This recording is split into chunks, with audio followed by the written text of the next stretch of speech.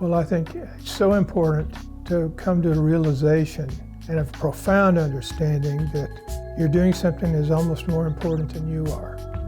And that is that you are contributing to people's having a good time or being happy.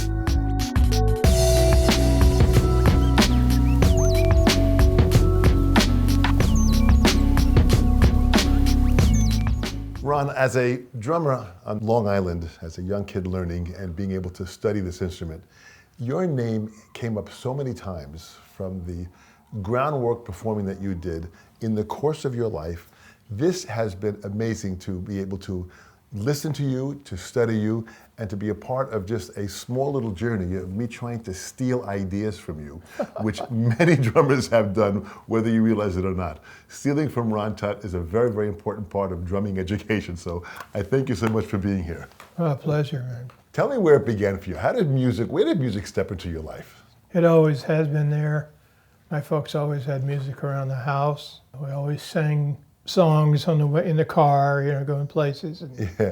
And on the weekends when we get together with family, my cousin and I would pick up a couple of guitars and sing and play and all of that. And my mom had me in dancing lessons, tap dancing more specifically, probably about 3.5, 4 years old. Interesting. Yeah, I found in talking to other drummers, a lot of guys that we all know and love. Our tap dancers? Our tap dancers. Oh my gosh, Buddy Rich was a great tap dancer. Yeah. Steve Gadd. Yep. Papa Joe Jones, Ed Thigpen, Jack DeJohnette, Roy Haynes. Earl Palmer. Yeah. Louis Bellson, so many guys. And many great tap dancers were also great drummers. Fred Astaire, Gene Kelly, Gregory Hines, absolutely. Well, that's fantastic that you studied tap. And that was at an early age? Really early. Yeah, like 3.5, 4 years old. She started me doing that. And I tapped until about 11 or so.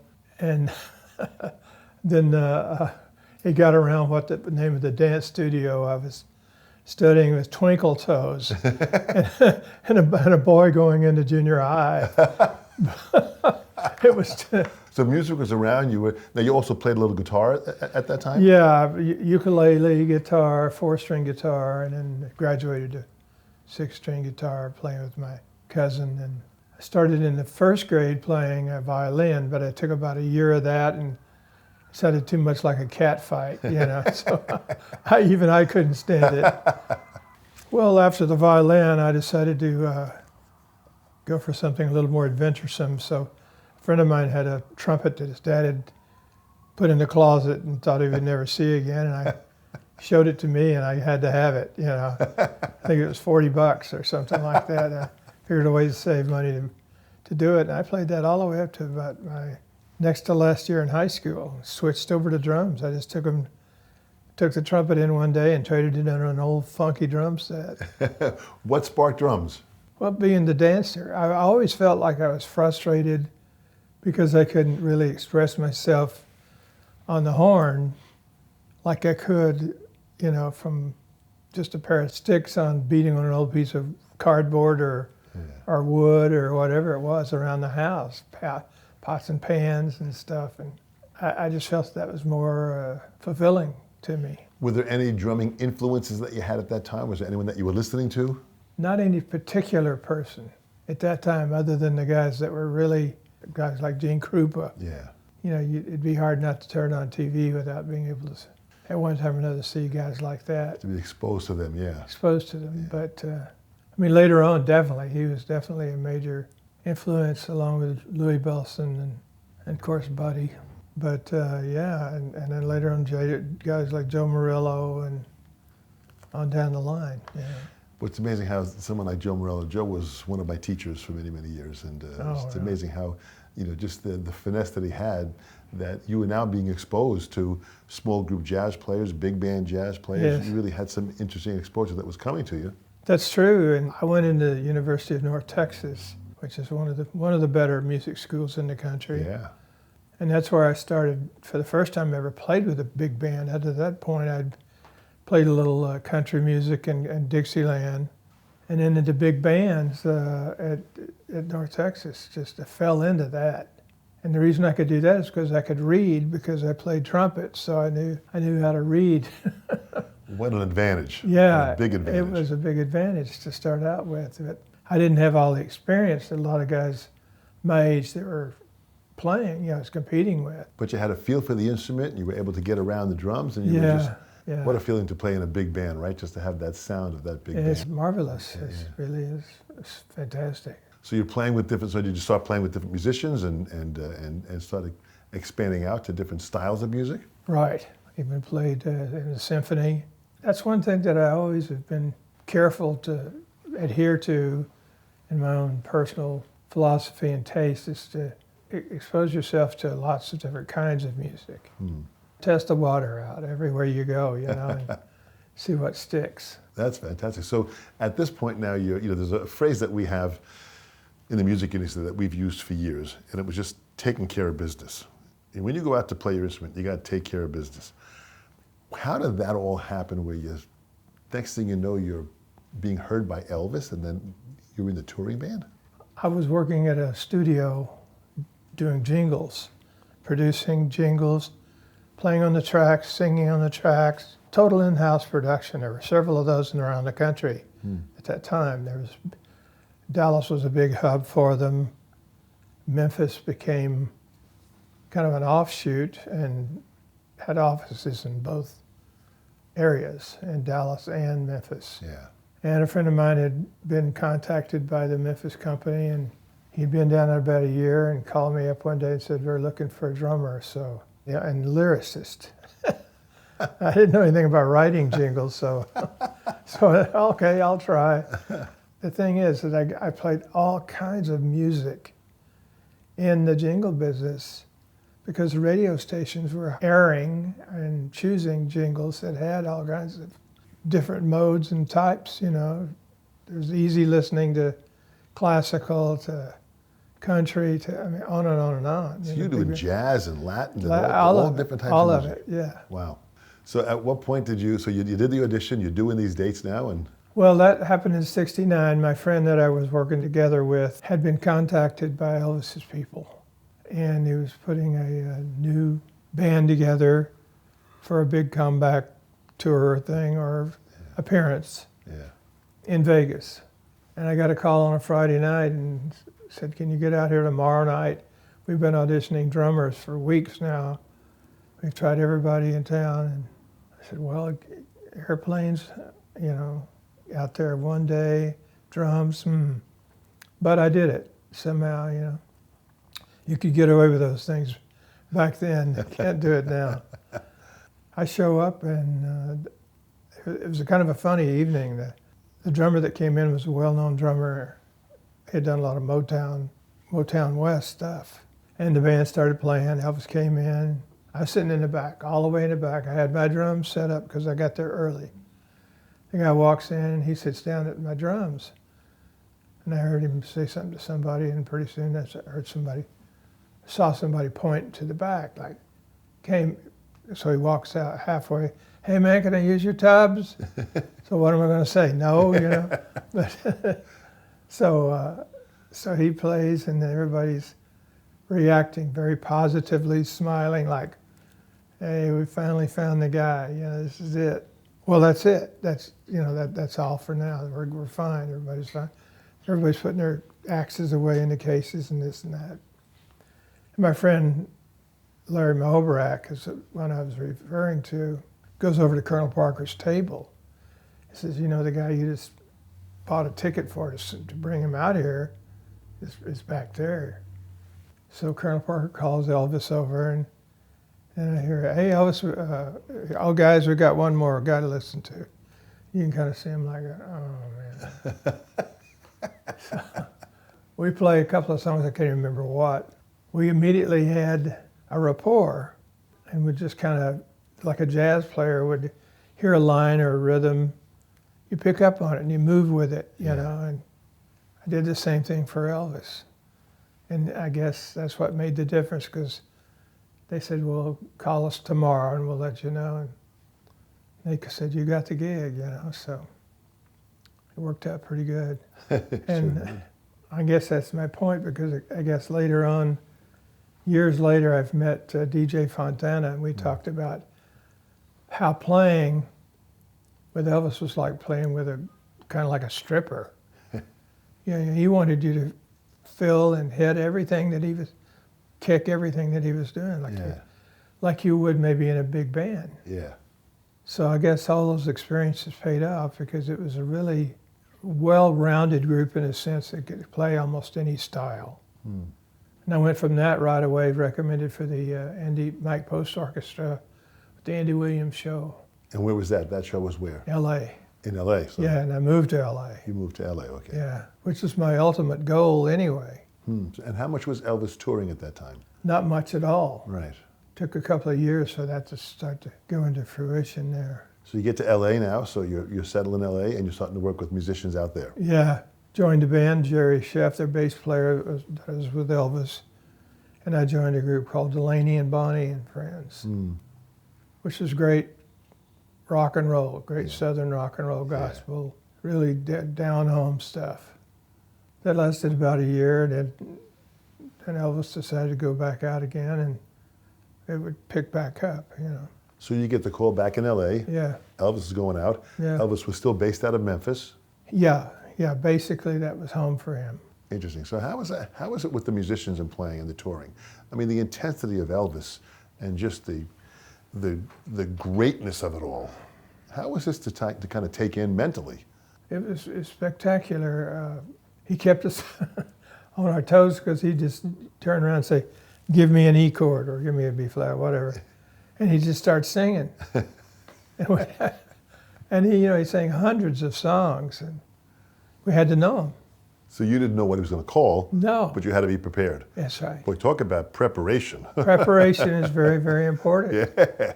And I guess that's really my point about the whole audition thing, because two of the most major gigs I've done in my life were with Elvis and Neil Diamond on down in 81. Yeah. The preparation it took to be ready to walk in and sound like I'd been doing the drum parts for all my life. Yeah. I guess it's not only enough to do really, really well when you get a chance to play for somebody. Yeah. You got to be mentally prepared as well. You got to have all the preparations in order. In other words, not only just your chops because that's not what got it for you. Yeah. Well, it seems like you have to be not only mentally prepared, you've got to be skilled from your instrument. You have to know your instrument really well. Well, absolutely. And you got to know all these tunes. So how did you, preparation, well, this is such a great line, because that's kind of what, in these interviews with this next generation and future generations as they watch this, they have to understand what it means to prepare. So what did you do to prepare for these songs? Was it a lot of listening, rehearsing on your own? Listening to the tapes that had been previously done, and making notes to myself on a big legal pad. Each song, instead of writing out a rhythm section chart or a drum chart per se, I did if it had to be, difficult. Right. But anything I could do to just highlight notes for things that I could review in my own mind as I went through them. So you made personal notes on your own. Personal notes. And then specific, drumistic notes, we'll call them, chart notes that you knew if you had a section. But listening is difficult to do because you have to have, years ago it was a lot more difficult. Today, on your little phone, you can listen to thousands of songs. Absolutely. We had records years ago, so were you set up with a record player? How'd you listen to all this stuff? Well, it was kind of in between records and cassettes. Yeah. Listening to both a lot. Yeah, so you just kept on listening. Yeah. So you're with Neil, so you're still living in LA at this time. How'd you meet up with Neil Diamond? Audition. I'd audition again. Interesting. I did a session with our bass player, my old longtime friend, Rainey Press, who had been with the band for quite a while. We were doing a date in town, and I hadn't seen him in a while, and on a break, he came over and he says, "Keep it under your hat, but you're not going to be with Neil any longer. And your name has kind of come up in the hat." Because I knew all the guys in the band. Right. And then I get this phone call, said, "Sure enough, they want you to come in and be available for so. Well, I'd already taken a 2-week gig with Garcia. Jerry Garcia, yeah. Yeah. And we were doing a thing around New York State, all the colleges up in northern part of the state up there. So here we are traveling in a trailer, which we never did with Garcia, but it gave me a perfect time to have headphones on and a cassette machine. I'm making notes for. In the meantime, Neil started rehearsing with Hal Blaine. So he was our rehearsal drummer. And Neil said he would wait until I came back per their recommendation. So when it came time to play, the pressure was on. The pressure is on because Neil Diamond waited for you. Yeah. This is unbelievable Yeah. that he would put everything on pause to wait for you to come in. So you came in, but again, it goes back to that preparation. What was it like that first time playing with Neil Diamond? Pretty amazing. I was a nervous wreck, but there again, I was prepared. So I knew, well, this is the best I can do. You know, I can't do any better than this. With Elvis, the rehearsals are so lax and so, they'd go on for hours, you know, however long he felt like it, for lengths of time. Neil's stuff was much more, I would say, complicated. Yeah, sure. So there was less flexibility with Neil's band as there was maybe with Elvis's. Right. Interesting. So that discipline of being on the road. Now you're traveling, you're hitting the road, you're going everywhere. What was it like traveling at that time?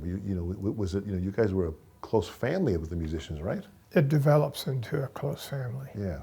Sometimes it can be difficult until everybody gets used to everybody's little quirks, but you develop. You learn that that's the only way you can survive that kind of thing, is to be just like you do in a family. You have to overlook a lot of things that you would, if it was your own gig, that's one thing. And, it wasn't like the Ron Tutt band. It was, or I wasn't there as an individual virtuoso player. I'm still trying to function as a working musician.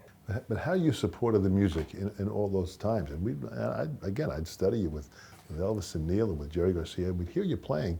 You always laid the groove in the pocket so clear. And whatever fill you played, it was exactly supportive of what had to happen at that moment. I just always tried to be as musical a player as I could, because there again, that's what I was most attracted to. Having, blinding fast chops is impressive. Yeah. Particularly when you're younger. But you learn that that's really not what it fulfills you as a player yourself, personally. It's being able to do whatever job you're there to do. For example, if you're doing a 1-hour jingle, you got to go do the best job you can for that 1-hour jingle, or a 3-hour show. Well, it doesn't matter, You got to focus on what your responsibility to do is. And I had to play a lot of different styles. Say the difference between Garcia and Neil, where Garcia's was like a jazz gig. Yeah. Where everybody, songs have a head, and then everybody plays as much as they want, as long as they want to, and in and out, and that's about it. Some songs are easily 15 minutes long, and your normal pop song is, 3 minutes? Yeah, 3 minutes, 4 minutes max. 3 more max, yeah. But I enjoyed the freedom that gave. Some of the guys in the Elvis band joined the hot band, the Emmylou Harris band, and they asked me to do it. I just thought a good opportunity to stretch out. And I love San Francisco anyway. So. Beautiful city. Yeah. Great place to hang out. Yeah. In playing, you're going from major act to major act to major act. I mean, how did you maintain the business side of it? Did you have to keep a book as far as what you were doing? I mean, you've got to have some business skills to be able to organize this. There's two ways to go about it, and a little bit of both. One of the ways in LA at that time, strangely enough, required you to have an answering service, which consisted of people, usually women, that would sit behind their switchboard who couldn't think of the word. Yeah. And they had the heartbeat of everything from contractors to arrangers and call, who's available for so and so and so and so. And the lady that ran the one I had 2 answering services. It happened to like me for some reason and knew that I could get there pretty quickly. So when somebody was not showing up or blew the session or whatever, they'd recommend me. So being pretty close to Hollywood, I was living up in the hills. I could be there in 20, 30 minutes. So I think I got a lot of my work from guys who were having problems showing up for dates. Yeah. Because it's an ego-driven business, very much. Producers don't want guys that are not interested enough in their gig to show up on time. That usually means, like my friend from New York always says, train time. Means if you're not there at 10 o'clock, the train's gone. That's right. You know? That's exactly right. So that's the way the sessions had to be. That was one way. The other is to keep the book and keep it coordinated with, even if you're using an answering service, to make sure you got them, like a double check. Yes, absolutely. They're not there anymore. The industry has changed. But it's usually through contractors now. So contractors would keep these women involved as far as what the schedules were, what they needed. They were at this major switchboard. They called them up. They had the name and list of musicians. Yes. And they contacted them to see who would be able to show up for the Right. gig. They maybe have first, second, third call. What an amazing time where the business was at that time. It was really amazing. What an exciting time to be a part of that. Yeah. In the core of the magic of what the music business was about. It has changed dramatically now. Yes. In a different world. And now with the internet and all the different things that are happening with that, how people are communicating on social media, it's a very, very different world. It is, and it's a very individualized business right now because they're, again, private people that are, with Pro Tools in a basement studio. Yeah. And they're doing scoring and tracks, and, you almost have to be a programmer more than a musician. Not more than a musician, but as equal, if not more so. Yeah. Is there any one performance that stands out that might have sparked something where maybe was your greatest lesson? Were there lessons to be learned when you were on the road? Anyone that stands out, that's something that just a performance someplace with someone that just was an eye-opener for you? What was that like? Well, other than the magnitude of numbers that we'd run across every once in a while, first one we did was a big eye-opener with Elvis, was playing the Astrodome. It was 50,000 people, and at that time, that was a lot of folks. Absolutely. And then we went from that to play a New Year's Eve gig. It was 110,000 at the Pontiac Silverdome. Now, in the last few years, we did a gig with Neil at the Glastonbury Festival in England. Which is 180,000 people. It's ridiculous. Oh, it was just, it was wild to look out there and see that many. It looked like an attacking army, with all their posts and flags. And it was crazy. I mean, I'm making a joke of it, and you learn that no matter what happens on stage, because at that show, with all of that going on, somebody tripped an electrical wire, and we didn't have any sound. So King Harrison, our percussionist, and I just kept playing, and everybody just started clapping, and we played for several minutes until they figured it out and fixed it. You do that kind of stuff. You really are in this business part. No matter how you feel, you're going to go out there and play. You got to give 100% every time. I know. Yeah. Well, it's pretty powerful that you have had these levels of experiences and you have really moved an industry forward, because those are big gigs. That's a big part of music history. It's absolutely fantastic. And just to have the Musicians Hall of Fame here in Nashville, that is an amazing museum of historical stuff, and you're in there, as with all that you have done, so it's amazing to witness that they've captured the history here in Nashville. But you really have been someone that has been steady, and you have been at the top of your game so many years of what you've done. In closing, what would you say to this next generation as far as any advice or motivation that they can use so they can attempt to achieve their dream in the music industry? Well, I think it's so important to come to a realization, kind of get an understanding, and a profound understanding that you're doing something that is almost more important than you are.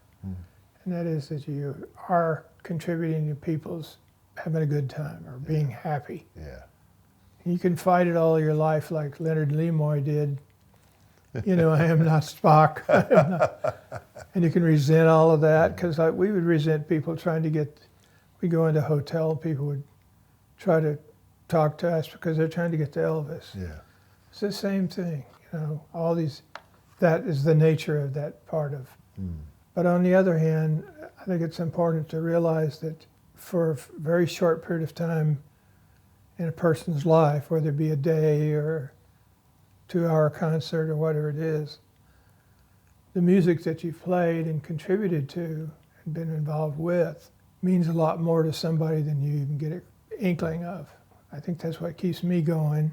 Well, I'll tell you something. From my perspective of studying this instrument, you have reached me at a high level.